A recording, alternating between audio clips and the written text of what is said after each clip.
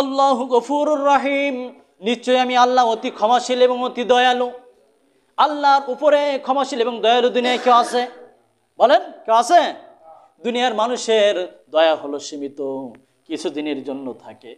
ভালোবাসায় প্রেম দেখবেন নতুন বিয়ে করার পরে কয়েকদিন খুব ভালো চলে, কিছুদিন যেতে যেতে গ্যামজাম ছাড়ানো যায় না। কথা ঠিক কিনা?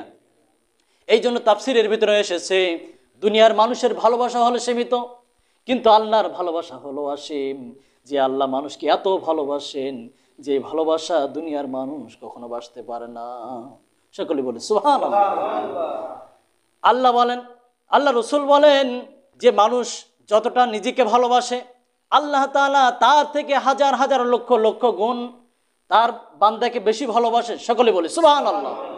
আর ভালোবাসে বিধায় তো আল্লাহ পাক রব্বুল আলামিন, আপনি আমি মানব জাতি, এই মানব জাতির হেদায়েতের জন্য আল্লাহ পাক রব্বুল আলামিন নবী রসুলকে প্রেরণ করেছেন। কথা ঠিক কিনা?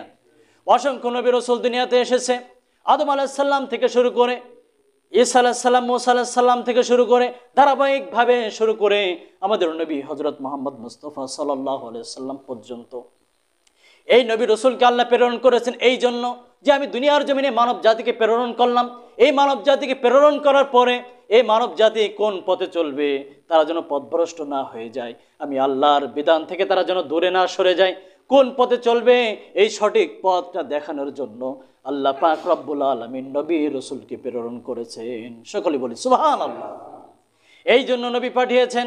আপনি আমি সেই নবীকে পেয়ে আজ সেই নবীর কদর আমাদের ভিতরে নাই, সেই নবীর সুন্নাহ আমাদের ভিতরে নাই, সেই নবীর মহব্বত ভালোবাসা আমাদের ভিতরে নাই। কথা ঠিক কিনা?